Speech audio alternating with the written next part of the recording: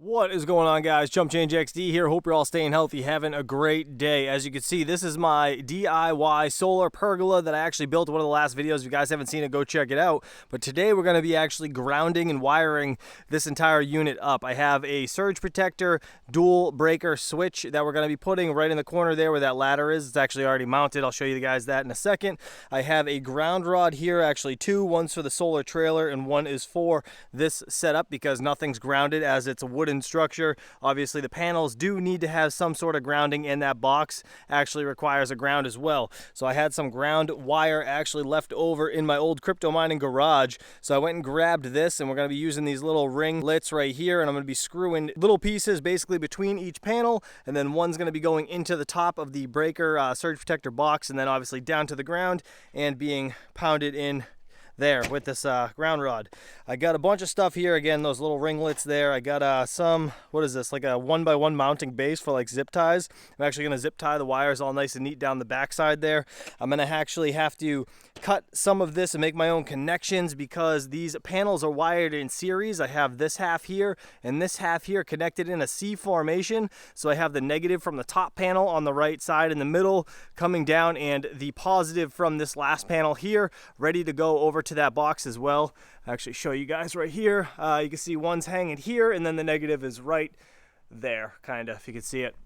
And then over here, again, this is the dual breaker surge protector box that we're going to be hooking up. Again, this thing does need to be grounded, and it has a pass-through with the breaker and a surge protector for each side, right? Because these are all in series, and they're going to be going with each other over to the solar trailer along the ground. I'm actually going to be just running the wires on the ground for now, and I'll dig the trench later and deal with that at a later date. So these two rolls right here I actually got from Signature Solar. They're 500 feet a piece. If you guys didn't see the entire kit that I purchased with my own money, by the way, link's going to be right here. Go check it out. But I got to get about 200-foot runs, maybe a little over 200 feet, over to the crypto mining solar trailer. So what we're going to do is take these rolls, at least one of them in this video. I'm going to roll it out all the way. I'm going to split it in half, you know, kind of like into a 250-foot section, and then I will pull the lengths from the corner there around the house to where they need to go. These are actually direct burial wires, if you guys could see.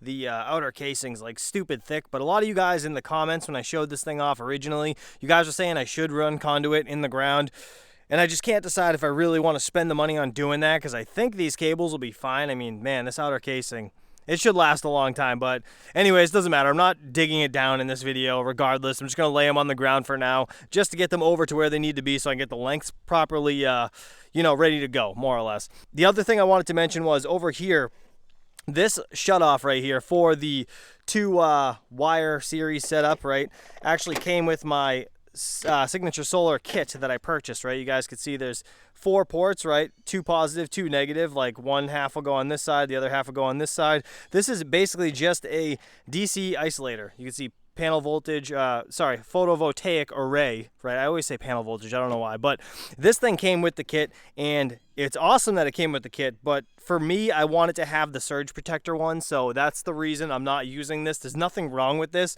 It's just, for me, I didn't want to use that style because I wanted to have surge protection right at the panels. That's the best way to do it, in my opinion, to have some sort of surge protector here and some sort of surge protector over at the actual inverter.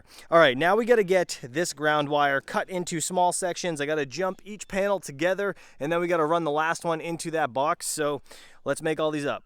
So I'm just going to do little jumpers like that. I think that'll work the best way possible because there's really no good way to mount this. I know there's bare metal here because these are actually zip screws.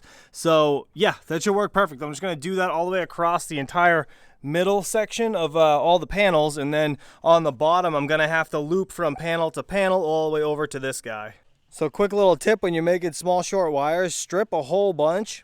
Get one end on, then cut it to size, then you can stick the other side on. Makes things way easier. I'll just hold it up to the new fitting and kind of put my thumb on the wire where I need to cut it. I'll cut it there and then smash them together. I really need to get a better crimping tool, but I got this little hammer lug right here that I just more or less stick in there, smack it once, and it's good to go.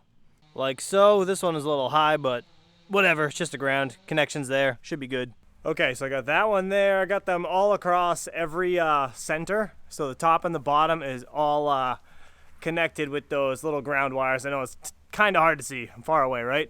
But Now I got to do these ones right here. So these ones are going from the bottom section to the one next to it, right? To connect the two, because I have them, you know, vertically attached. Now I got to do them horizontally attached. So I got to do jumpers like this with these 7 more actually going around, you know, panel to panel. So I'm going to be doing here to here, and then move over here to here, you know, so on and so forth all the way down. And then the last one that jumps these two together, I'm going to be probably tying a second one into this and going into, actually I think I have to come around the bottom of the box. I don't think there's a top inlet, but if there is, I'll jump into that. So yeah, let me get these all on, and then we should be good with the grounding. All right, so that took a bit longer than expected, but I got it all tied together. Everything jumped, like I said, and I actually ended up adding another ground here to come down and go to the box, right? So I just kind of doubled up that one, but every panel is now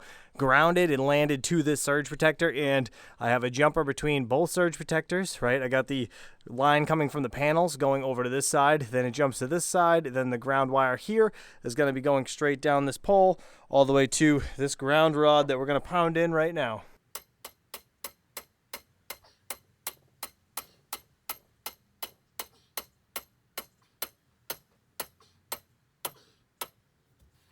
All right, got it zip tied all the way down this pole. Smash this down. Now, I tied this into the ground rod with a couple just hose clamps. I know these aren't the right connectors, but I honestly couldn't find the correct ones at the store, but that'll work fine. It's better than nothing.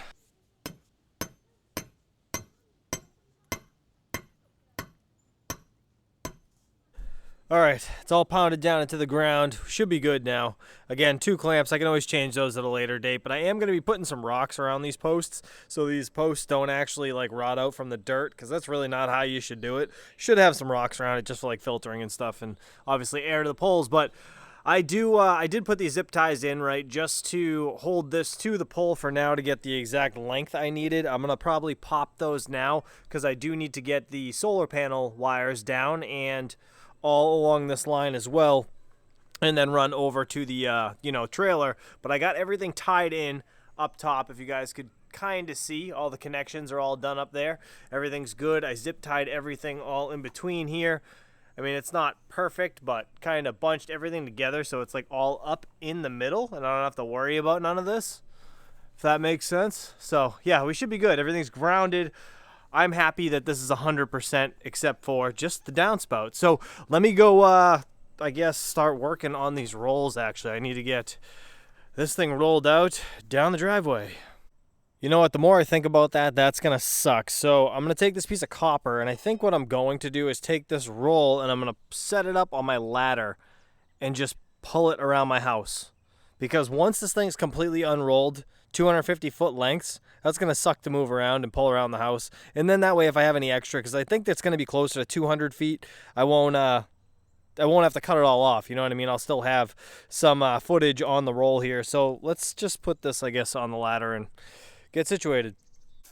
Now this should work. The only downside about doing it like this is the fact that if I pull over 250 feet and I cut it, then I'll have 2 uneven lengths, and I'll be kicking myself in the ass. So we're going to have to, I don't know, I'm going to pull this first run and kind of see, well, I guess we'll assess the situation. If it's looks like more than half the roll's been pulled, then yeah, we'll figure it out. That worked out amazing. I literally walked this thing all the way to the other side of my house, just pulling it. I didn't get hung up at all. That was great. And I actually came over here and I was looking at the writing here, and I was like, I wonder if there's a footage mark. And there is. Let me see if it'll focus. It says 2164. This one was a little blurry. I came down to this one, and it says 2160. So that's awesome. I could just go see what the other end is and tell how many feet I've actually already pulled. So let's go over there now. So we're at 2004 right here. So 164 feet or 160 feet I've pulled so far, I think, if that math is correct. Let me know in the comments if I'm wrong. But yeah, this worked out perfect. So my trailer is right there, as you guys could see. I did just kind of, I gotta cut my grass, don't judge me, but this is like just strung along on the outside of the deck there. I actually am going to be running it beside the house underneath the deck on those rocks, and I can just dig a trench or whatever under there, somehow. I mean, I don't really care if it's laying on top of the rocks there, but it'll be under the, you know, the dirt here, right basically in front of this stuff eventually. But right now, this is going to give me a little bit extra length, which is cool. And being only 160 feet or so that I've pulled, that's way more than enough on that roll. So I'm super excited. All right, let's, I guess, pull the other wires, and then we'll be good to go. Get these kind of all over there and ready to hook it up.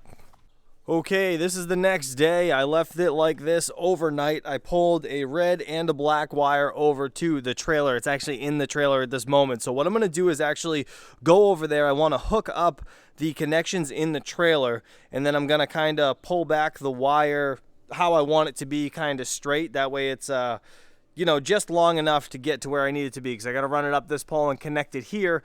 And I don't want to cut this roll until I actually cut it to the right length. That way, if I need any extra, I have it on the roll and I'm not just wasting cable, if that makes sense. So let's go connect that now.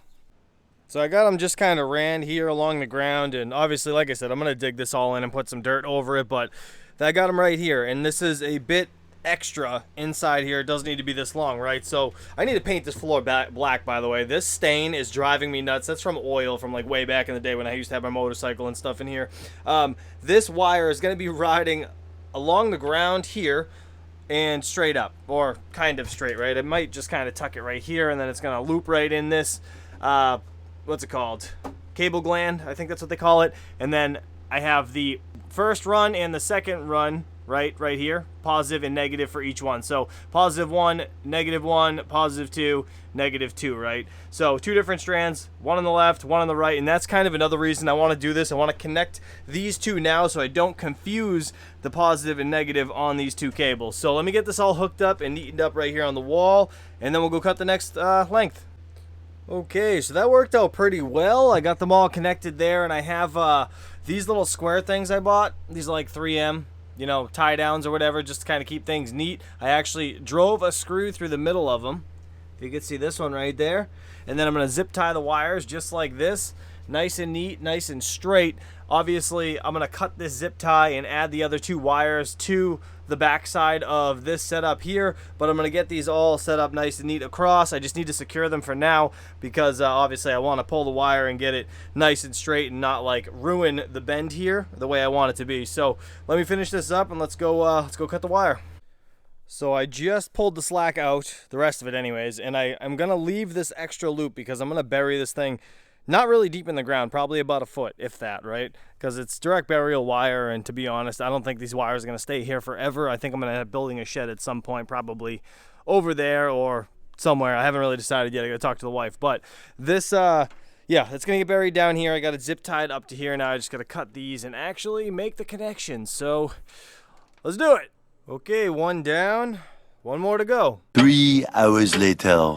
And she's all done. That took literally a couple hours to get all situated. Right here is a little wonky. I got a little bit of an extra slack there, but I'll work it out when I bury this thing. I actually, if you could see, if I stand back where this pole is, right? You guys could see I kind of went wide there. So it wasn't, there wasn't not enough to bury down like 6 inches to 1 foot in the ground. Again, I'm just going to cover this over. I don't think it's really going to be affected in any way. So this is the wire coming on the other side of the fence there. You can see it goes up through the bottom of the trailer there, and this is the ground rod I'm going to have to finish pounding into the ground. It's an 8-foot ground rod. Again, same thing as I had on the other side, and I'm going to have to run a ground wire from the battery rack here and this actual inverter when I go to wire everything up. The next video I'm going to do is wire this battery up and get that landed on the 6000 XP, and then the video after that, what I'm going to do is wire the 6000 XP to the electrical there, and then I'll do a video going over all of the electrical individually. But for now, we got the panels tied in. Everything is nice and neat straight down through that hole. Now I just gotta fill that with some spray foam. It'll be completely blocked off for all the bugs, and we should be good, guys. I'm exhausted though. Hopefully you guys enjoyed this video. If you did like it, please hit that like, consider subscribing, and I'll catch you guys on the next one. Peace out.